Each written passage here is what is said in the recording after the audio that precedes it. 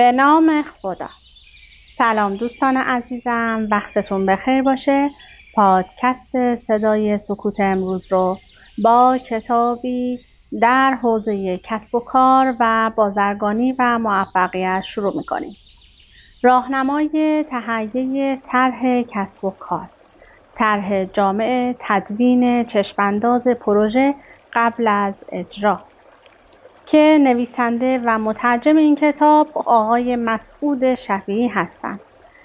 این کتاب در سال 1398 به چاپ 15 رسیده و توسط مؤسسه خدمات فرهنگی رسا در تهران چاپ شده. فهرست مطالبش شامل مقدمه معاون وزیر صنایع و معادن هستش، مقدمه مترجم، پیشگفتار و توضیح آنکتاد و شامل چندین فصل که فصل اول جزئیات یک طرح کسب و کار، فصل دوم خلاصه مدیریتی، فصل سوم پیشینه و سابقه فعالیت، فصل چهارم محصولات و خدمات، فصل پنجم بازار، مشتریان، رقبا، فصل ششم سازمان و عملیات کسب و کار، فصل هفتم منابع انسانی، فصل هشتم چارچوب قانونی و عوامل اجتماعی و محیطی، فصل نهم برنامه‌ریزی مالی و شامل فصل دهم که تجزیه و تحلیل ریسک و حساسیت هستش که طرح‌های مقابله با پیشامدهای احتمالی رو توضیح میده و چندین نمودار و طرح کسب و کار هم آورده. ابتدا نوشته پشت جلد کتاب رو برای شما میخونم و سپس کتاب رو با هم ورق میزنیم. یک طرح کسب و کار نوشته توصیفی و جامع در مورد کسب و کار یک مؤسسه است. این طرح حاوی گزارشی دقیق در خصوص تولیدات یا خدمات شرکت، روش‌های تولید، بازار و مشتریان، استراتژی بازاریابی، منابع انسانی، تشکیلات، نیاز به زیرساخت‌ها و تأمین نیازهای مالی، منابع تأمین مالی و نحوه استفاده از آنها می باشد. طرح کسب و کار گرچه وضعیت گذشته و حال یک کسب و کار را توصیف می کند، اما هدف اصلی آن ترسیم آینده مؤسسه می باشد. این طرح معمولاً به صورت سالانه بروز شده و یک دوره زمانی 3 تا 5 ساله آینده را متناسب با نوع کسب و کار و ماهیت مؤسسه مورد توجه قرار می دهد. طرح کسب و کار عاملی ضروری برای هر گونه درخواست به منظور تأمین منابع مالی از سازمان‌های مشارکت کننده در سرمایه‌گذاری ریسک‌پذیر، سایر منابع تأمین سرمایه‌گذاری و یا تسهیلات دهنده می باشد. بنابراین باید کامل، جامع، صادقانه و منطبق بر واقعیت و قابل فهم برای خواننده باشد. اما مقدمه معاون وزیر صنایع و معادن رو با هم شروع می کنیم به عنوان اولین بخش این کتاب که با هم کشفش می کنیم. ما در عصر کارآفرینی زندگی می‌کنیم. نقش حیاتی کارآفرینان در توسعه اقتصادی، اجتماعی و ایجاد شغل غیر قابل انکار میباشد. آمارها مبین آن است که توسعه کارآفرینی و ایجاد مؤسسات کوچک و متوسط رابطه مستقیمی با اشتغال کامل و کاهش نرخ بیکاری دارد. این واقعیت را نیز نمیتوان نادیده گرفت که کارآفرینی و ایجاد و توسعه مؤسسات کوچک و متوسط به طور ذاتی با مخاطرات قابل ملاحظه‌ای همراه میباشد. این موضوع اهمیت استفاده از روش و الگوی مناسب برای انجام مطالعات و بررسی‌های جامع قبل از شروع به ایجاد کسب و کارهای جدید و یا توسعه کسب و کارهای موجود را به منظور به حداقل رسانیدن این مخاطرات آشکار می‌سازد.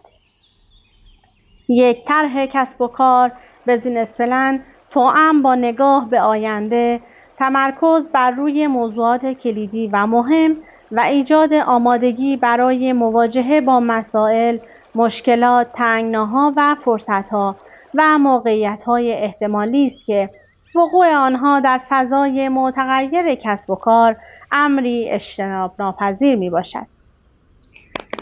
یک طرح کسب و کار علاوه بر آنکه به منظور جذب سرمایه، شرکای جدید و نیز جلب اعتماد بانک‌ها و مؤسسات اعتبار دهنده به کار می‌رود، به عنوان ابزاری برای مدیریت بهتر کسب و کارهای موجود و یا جدید از طریق توجه به اولویت‌ها، نظارت و ارزیابی پیشرفت کار و کمک به دستیابی به اهداف از پیش تعیین شده نیز به کار می‌رود.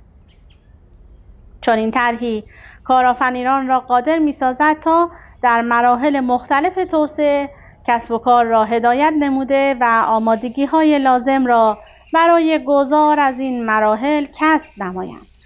با توجه به موارد فوق و اهمیت استفاده از روش‌های صحیح در انجام بررسی‌ها و تدوین طرحی جامع قبل از اجرای پروژه‌های صنعتی و در راستای تسهیل روند ایجاد و توسعه کسب و کارها و مؤسسات کوچک و متوسط سازمان صنایع کوچک و شهرک‌های صنعتی ایران که مسئولیت خطیر توسعه صنایع کوچک کشور را به عهده دارد، به عنوان یکی از برنامه‌های در دست اجرا اقدام به ترجمه و انتشار کتاب حاضر با هدف ارائه الگویی مناسب به کارآفرینان و مؤسسات کوچک و متوسط و ارتقاء دانش آنها در زمینه تهیه و تدوین یک طرح کسب و کار نموده که امیدوارم مورد توجه و استفاده قرار گیرد.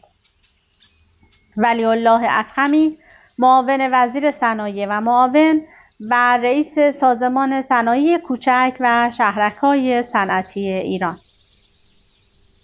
مقدمه مترجم: استفاده صحیح از منابع محدود به منظور انجام فعالیت‌های اقتصادی از موضوعاتی است که همیشه مورد توجه سرمایه‌گذاران و تامین کنندگان منابع مالی از قبیل بانک‌ها، مؤسسات تامین منابع مالی، صندوق‌های توسعه‌ای و غیره قرار داشته است.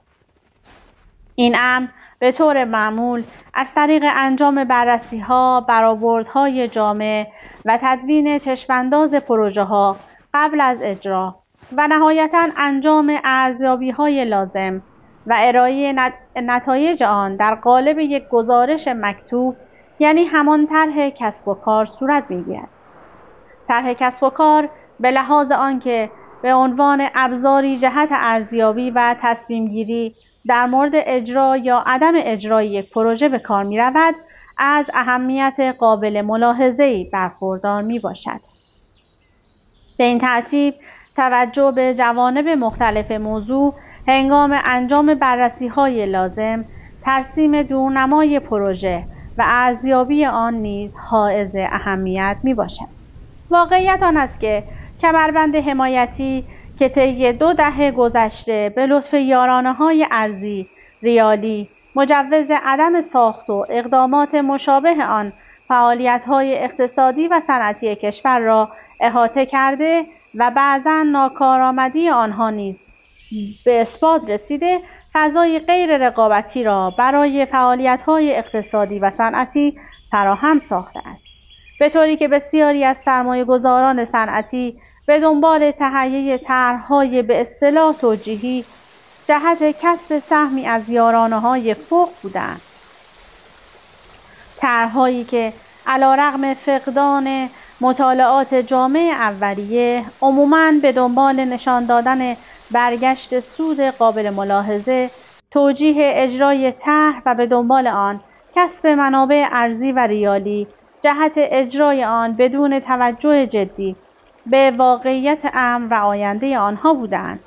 با ایجاد و گسترش چنین فرهنگی طی 2 دهه فوق، متاسفانه برخی از بانک‌ها و مؤسسات تأمین منابع مالی نیز عمدتاً به صفحات پایانی گزارش‌های خشک و بیروحی که صرفاً ارزیابی‌های اقتصادی و مالی طرح‌ها را به صورت انتزاعی منعکس می‌ساخت توجه داشتند.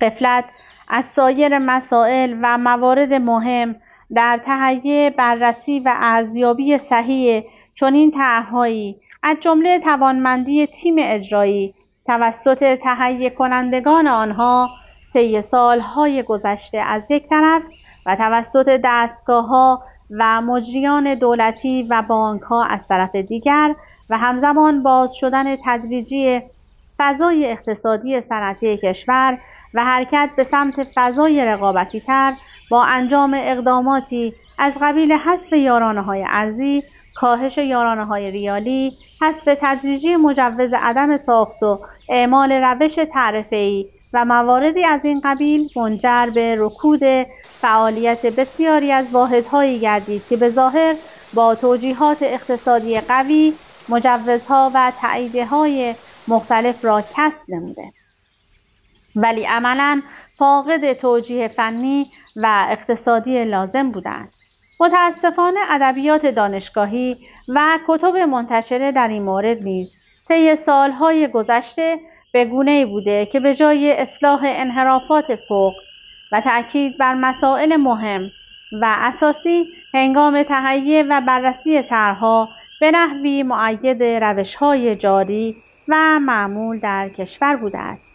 عناوینی نظیر ارزشیابی طرح‌های صنعتی، ارزیابی طرح‌های اقتصادی، بررسی فنی و اقتصادی طرح‌های تولیدی، مبانی گزینش طرح‌های سرمایه‌گذاری که البته در جای خود و در صورت مراعات اصول مربوط بسیار مفید و قابل استفاده هستند.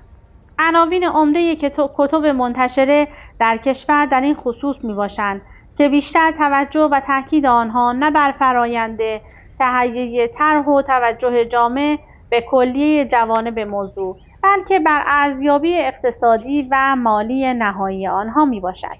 کتاب حاضر که تحت عنوان راهنمای تهیه طرح کسب و کار به وسیله تنی چند از متخصصین بین‌المللی تهیه و توسط آنکاد منتشر گردیده، با رویکردی متفاوت کلیه جوانبی را که لازم است هنگام انجام بررسی‌ها، برآوردها و نهایتاً تهیه یک طرح جامع برای اجرای یک کسب و کار اقتصادی مد نظر قرار گیرد را مورد توجه قرار داده است.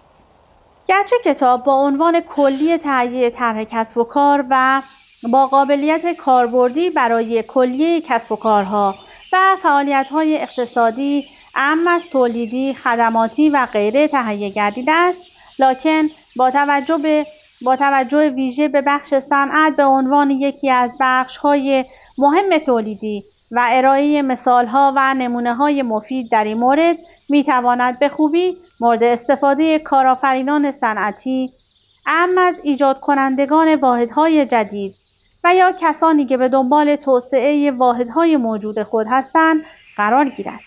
ارائه دیدگاه‌های مورد توجه در عرصه بین‌المللی به هنگام تهیه طرح‌ها کمک به تهیه طرح‌های حداالمقدور منطبق با واقعیات، به ویژه در شرایطی که کشورمان حرکت به سمت فضای رقابتی کسب و کار و ورود به بازارهای منطقه‌ای و جهانی را تجربه می‌کند، توسعه فرهنگ شفاف‌سازی مسائل اقتصادی و ارائه شفاف مطالب، موضوعات و حقایق فعالیت‌های اقتصادی مورد نظر که بایستی به طور همزمان مورد توجه صاحبان کسب و کار و دستگاه‌های مجری و یا ناظر دولتی قرار گیرد، اصلاح نگرش کارشناسان تهیه کننده و ارزیابی کننده طرح‌ها و به طور کلی گفتگو و برقراری ارتباط با خواننده از ویژگی‌های بارز کتاب میباشد.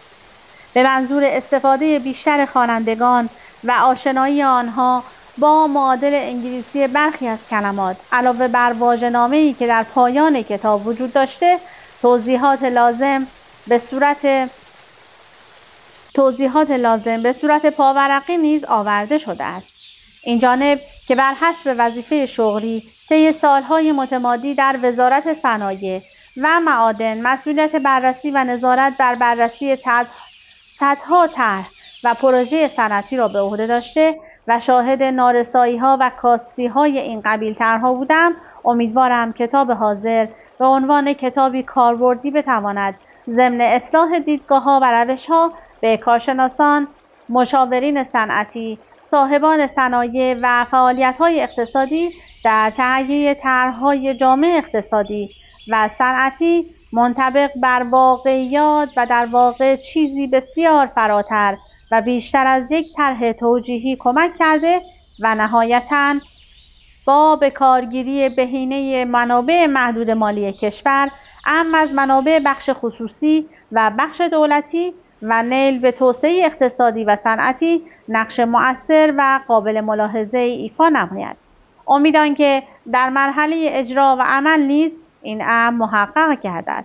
در پایان لازم می‌دانم از جناب آقای دکتر جهانگیر مجیدی که ویرایش کتاب را به عهده داشتند تشکر و قدردانی نمایم.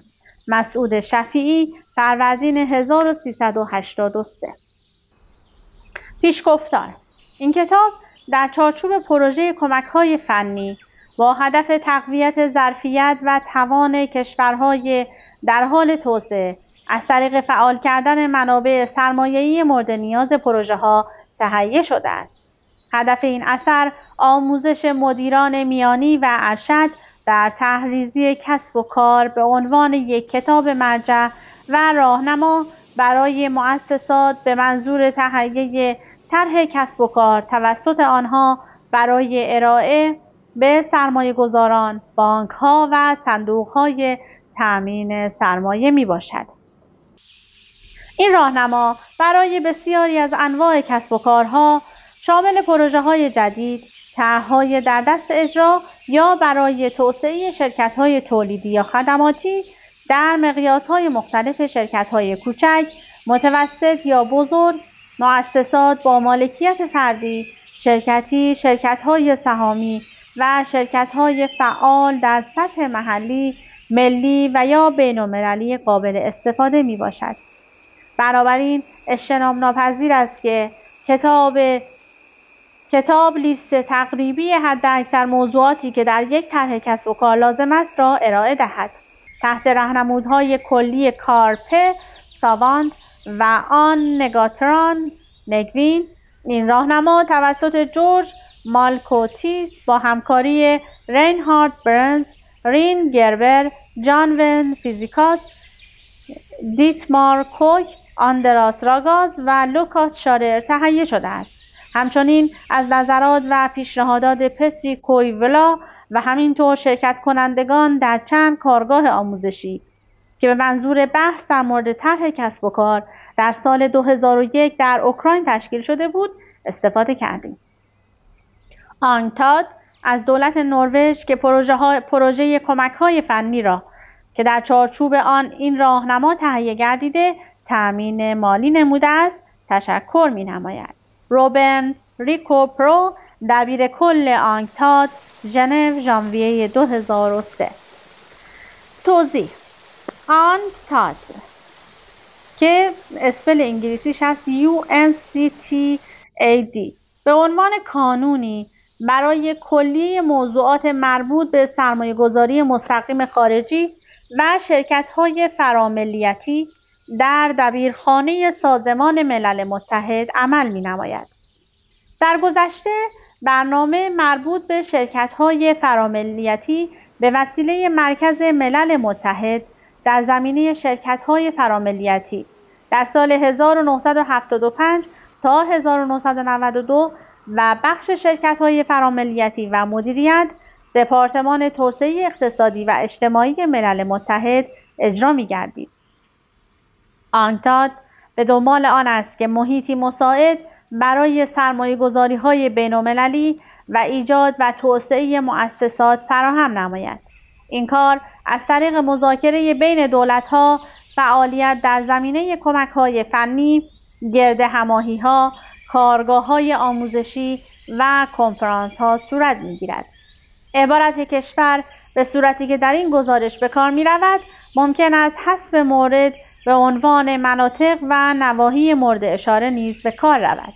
طرح‌های پیشنهادی و مطالب و موضوعات ارائه شده در این گزارش دیدگاه‌ها و نقطه نظرات دبیر کل سازمان ملل متحد نیست.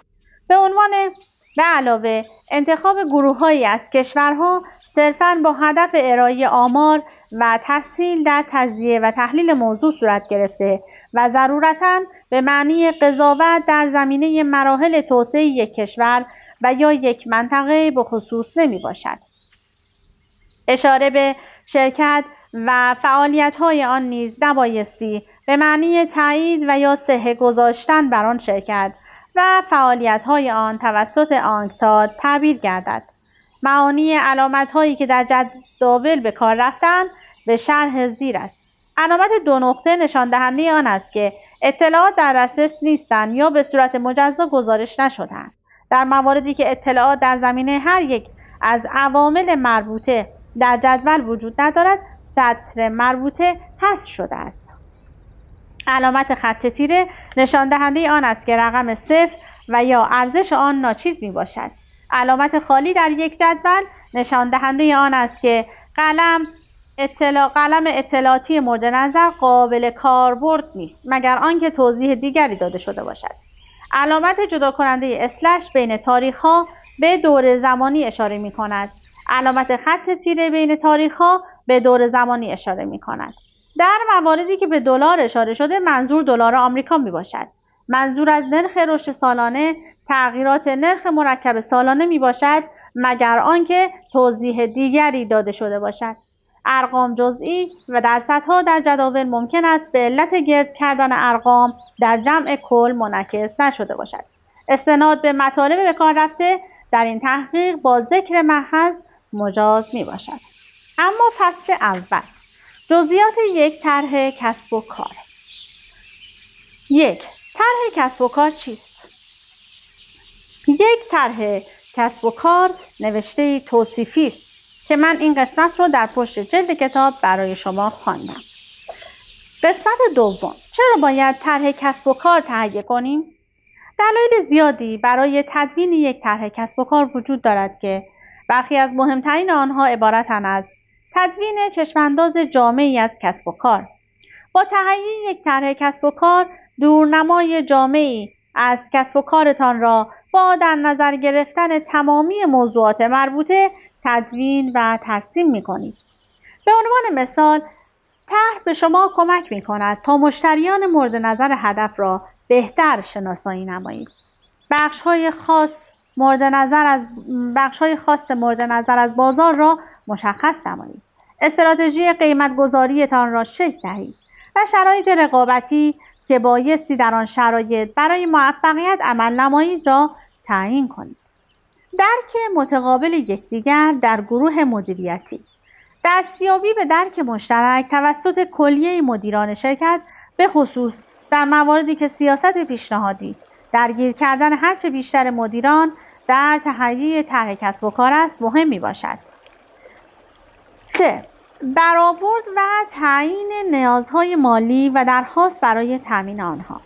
طرح کسب و کار ابزاری برای تعیین میزان، نوع، چگونگی و نحوه تامین منابع مالی و مقطع زمانی که این منابع مورد نیاز هستند و به کارگیری آن در فرایند تقاضا برای تامین این منابع می باشد.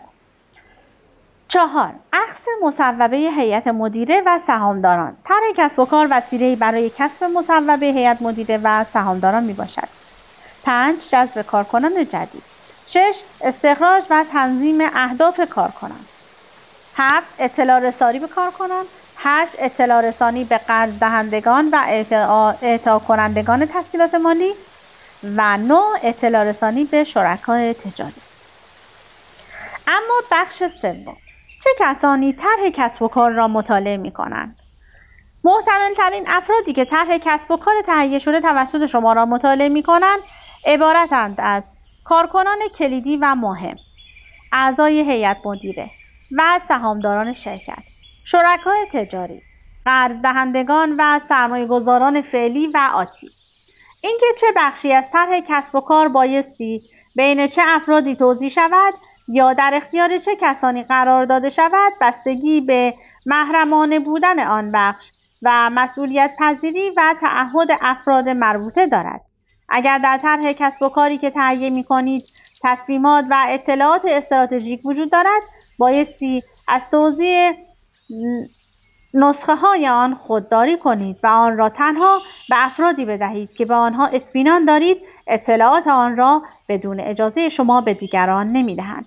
اگر شما به دنبال تأمین منابع برای توسعه کسب و کار از محل‌های خارج از شرکت‌ها هستید، محل‌های ممکن زیادی وجود دارند که می‌توانید با استفاده از طرح کسب و کار در این مورد اقدام کنید. بانک‌های تجاری، صندوق‌های سرمایه‌گذاری خصوصی، صندوق توسعه‌ای، مؤسسات توسعه‌ای بین‌المللی که شرکت تأمین مالی بین‌المللی هستند، IFC که بخشی از گروه بانک جهانی و در واشنگتن دی سی در ایالات متحده امریکاست، بانک اروپایی برای بازسازی و توسعه، ایبرد که در لندن در کشور انگلستان واقع شده، بانک توسعه آسیایی ADB مقر این بانک در مانیل در کشور فیلیپین می باشد، بانک توسعه آفریقایی ADB که در آبیجان در کشور ساحل عاج واقع شده، شرکت سرمایه‌گذاری اینتر امریکن و بانک توسعه اینتر امریکن که در واشنگتن دی سی در امریکا واقع شده و بانک توسعه اسلامی IDB مقر این بانک در ریاض در کشور عربستان است. سرمایه‌گذاران خصوصی و اعتبارات یا کمک‌های فنی. اما بخش 4، چگونه طرح کسب و کار را تهیه کنید؟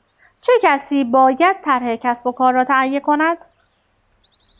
پاسخ این سوال که چه کسی باید در تهیه و آماده سازی یک طرح کسب و کار مشارکت کند بستگی زیادی به نوع کسب و کار و ساختار و مقیاس کوچکی و بزرگی سازمان دارد. به طور کلی آن دسته از کارکنان شرکت که در تهیه طرح کسب و کار مشارکت می‌کنند عبارتند از مدیر عامل شرکت، مدیر بازاریابی و فروش، مدیران تولید و توسعه، مدیر مالی. اما مراحل تهیه کسب و کار: ابتدا ارزیابی موقعیت داریم، 2 تدوین مأموریت، 3 کسب آمادگی، 4 تعیین اهداف، 5 تدوین طرح کسب و کار، 6 تعیین اهداف کارکنان و 7 نظارت بر فرایند اجرا. خب میریم برای بخش 5، آنچه از سرمایه گذار یا وام دهنده انتظار می رود. علاوه بر مشارکت در تأمین منابع مالی مورد نظر برای اجرا و توسعه بیشتر کسب و کار، همانگونه که در طرح کسب و کار مشخص کردید، سرمایه گذاران و بانک ها می توانند اقداماتی حمایتی زیر را انجام دهند. 1. فرد مجربی از سازمان سرمایه گذار را به امر نظارت سازمان شما اختصاص دهند. 2. اگر سرمایه گذار شرکتی است که در زمینه مشابه فعالیت می نماید، می تواند امکان بالقوه خوبی برای همکاری و ایجاد هم‌افزایی در یک یا چند زمینه از زمینه‌های زیر را برای شما به وجود آورد. و اگر سرمایه گذار یک صندوق دولتی با اهداف توسعه‌ای باشد، شرکت شما امکان استفاده از حمایت‌های سیاسی در جهت کسب پشتیبانی از طرح را نیز دارد. اما بخش 6، انواع طرح‌های کسب و کار. ساختار، محتوا و عمق طرح کسب و کار به عوامل مختلفی از قبیل زیر بستگی دارد. اهداف اصلی طرح کسب و کار: مراحل کسب و کار که شروع کسب و کار جدید، شرکت موجود و مستقل و یا به صورت وابسته، اقماری بودن. 3. نوع کسب و کار یا صنعت. 4. وضعیت مالی و 5. اندازه شرکت و غیره. اما در مورد نوع کسب و کار و مالکیت انفرادی، شرکت‌های فراملیتی و طرح کسب و کار بخشی و کسب و کارهای در حال ایجاد صحبت کرده. بعد توسعه اساسی کسب و کار موجود رو برامون لیست کرده و ادامه عادی کسب و کار موجود رو برامون گفته و سپس میزان انتظار به منظور تأمین منابع مالی و پروژه های خاص. بخش 7. نحوه تنظیم و ارائه طرح کسب و کار که شامل چندین بخش هستش که من دیگه برای شما توضیح نمیدم چون خارج از وقت ماست. امیدوارم اگر از این کتاب خوشتون اومده، چون خیلی به صورت مدیریتی توضیح داده، حتما این کتاب رو تهیه کنید و تا انتها بخونید و ازش در شرایط کسب و کار خودتون استفاده کنید. از اینکه با من همراه بودید سپاسگزارم. تا وایس بعدی، خدا نگهدارتون.